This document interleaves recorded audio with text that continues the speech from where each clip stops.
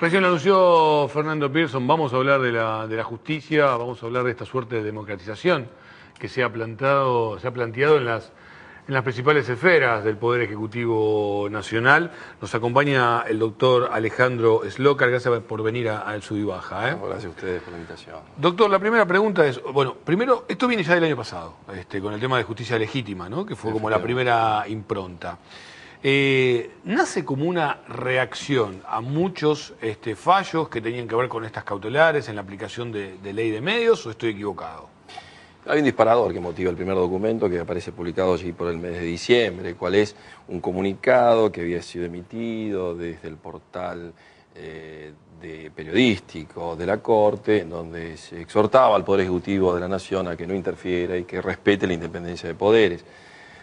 Luego nosotros interpretamos que de algún modo no solo se había sobreactuado esta cuestión, sino que además se ocultaba fundamentalmente otra, que es otra dimensión, otro costado que tiene la independencia judicial, que no es solo la independencia en sentido de distancia, obviamente, de los poderes formales, casi en un sentido de tripartición de poderes del siglo XIX, sino fundamentalmente de otros poderes, que son los poderes fácticos, los poderes de hecho. Los sectores de la economía concentrada, la hegemonía mediática, inclusive de algunos cultos formales. Desde esa perspectiva, entonces, nosotros rechazábamos toda afectación a la independencia, pero no solo independencia externa, así como se exige respecto de otros poderes, sino también interna. Esto es el desafío de tratar de articular una pluralidad institucional y no someterse a un verticalismo autocrático, y también fundamentalmente de asociaciones de jueces, o sea, aquellas entidades que nuclean, no a todos los jueces, particularmente yo no estoy asociado a ninguna de ellas, de modo entonces que sobre esa base creíamos que era indispensable, primero, hacer saber una posición en donde se dé cuenta de que el Poder Judicial no es un todo compacto, homogéneo, sino que hay una multiplicidad, una heterogeneidad de actores. Muchas veces trasciende esto como en el sentido de bloque. No, tenemos miradas distintas, visiones distintas, no solo del Estado y del derecho, y de esa perspectiva reaccionamos contra lo que entendíamos que era en definitiva una manifestación corporativa y burocrática.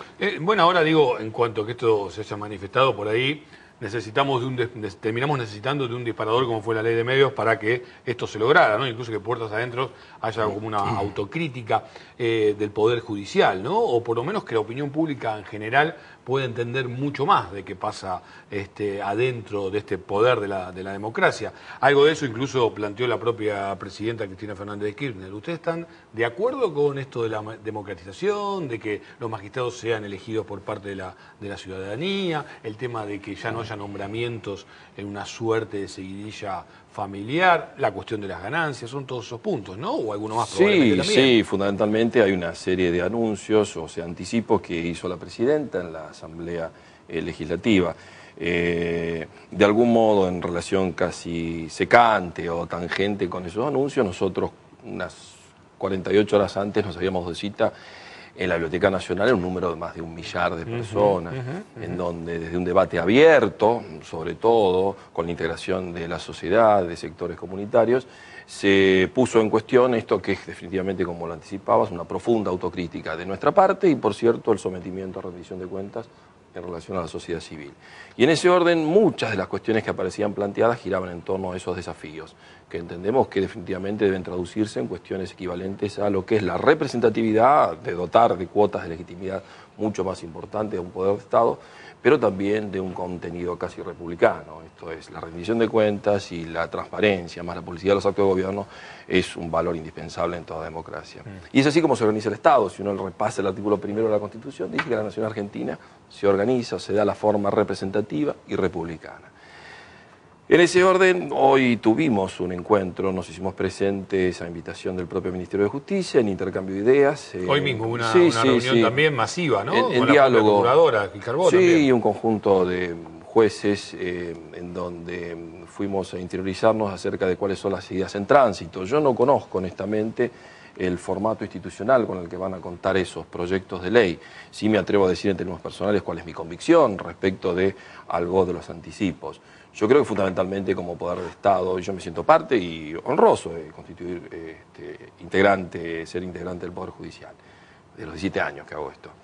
En ese orden yo de algún modo creo que definitivamente tenemos que ser atravesados por el poder democrático para ganar en cuotas de legitimidad, y desde luego tenemos que modificar definitivamente prácticas que son casi estructurales de un poder de Estado para ganar en eficacia, que es la demanda ciudadana, en definitiva, que de eso se trata, ¿no? Doctor, a la hora de reformar, uno siempre reforma en teoría para bien, no solamente tiene que ser el Poder Judicial, porque hay otras cosas que no se cumplían actualmente desde el poder político. Digo, ¿por qué no se nombraban jueces en tiempo y forma? ¿Por qué había tantos subrogantes? ¿Qué pasa con los sorteos? Que muchas causas a veces caen en un solo juez, sobre todo las que tienen más interés con la política. Digo, todos tienen que hacer su parte, ¿no? Digo, para no cargar todo sobre la justicia únicamente. No, definitivamente, eso es así. O sea, con un porcentaje que supera el 20% el número de subrogantes, efectivamente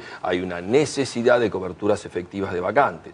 Los procesos definitivamente de designación, de selección previa de los candidatos son procesos demasiado burocratizados, largos, engorrosos, que merecen un ayornamiento. Pero lo que creo que es fundamental es tomar nota que definitivamente digamos, la apreciación, la percepción ciudadana en respecto de la justicia no es satisfactoria, ni mucho menos. Efectivamente hay que instrumentar cambios.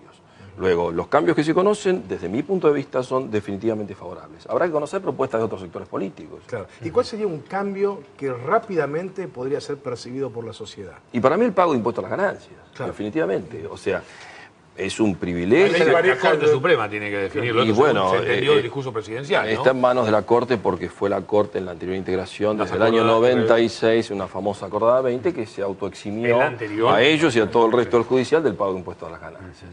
Y es una cuestión no difícil, porque así como se explica desde siempre, la ley está vigente, solo hay que implementarla.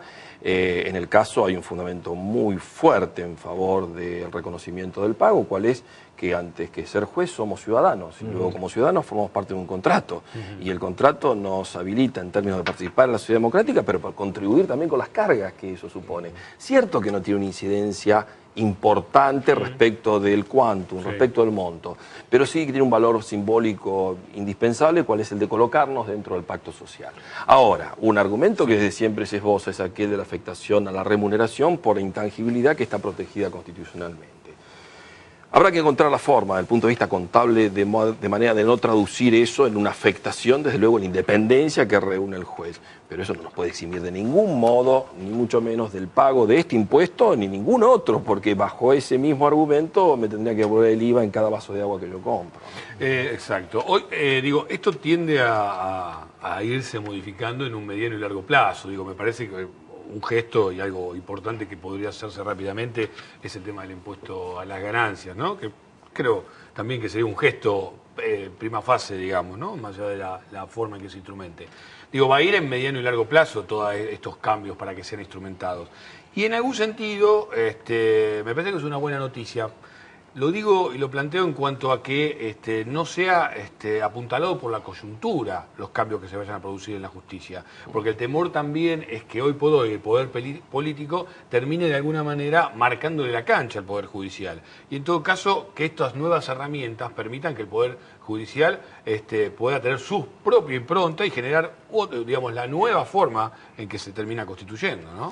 Yo creo que será así. La dinámica propia y dialéctica de estos procesos tiene que ver también con la participación activa del Poder Judicial. Nadie puede encabezar una reforma política, una reforma, una estructura de un poder estatal sin, desde luego, el acompañamiento de un sector importante de jueces, pero fundamentalmente también de la sociedad civil. Hay algunas ideas en tránsito, hay materiales que están en progreso. Insisto que yo no conozco el formato final de la letra chica, el lápiz fino, no lo conozco, pero en términos generales yo anticipo en decir que las propuestas así manifestadas son absolutamente de rigor y que desde luego satisfacen un reclamo que se había presentado así hace 48 horas antes y de principio de año. Pero es una deuda de la democracia, yo creo, todo esto. Por eso creo que trasciende la actual coyuntura, trasciende a los actuales poderes constituidos. Digo, durante 30 años la democracia no había terminado de permear al Poder Judicial. Sí, sí. Lamentablemente hubo un continuum de aquellos actores que formaban parte de gobiernos de facto y que permanecieron en funciones, algunos habiendo rendido obediencia y fidelidad al estatuto del proceso, otros sin, y desde luego sin acuerdo senatorial, otros sin concurso. Y en ese orden yo creo que debe existir una renovación. no solo desde el punto de vista de la eficacia, en lo que se traduzca el aporte de ideas que no se refugien en un aspecto casi conservador, sino fundamentalmente que tengan estricto apego a las exigencias de un Estado de Derecho y a la convicción fuerte respecto a los derechos humanos y su vigencia, ¿no? Doctor, gracias por estar aquí en No, Sub y gracias a Baja, ustedes. invitado permanente.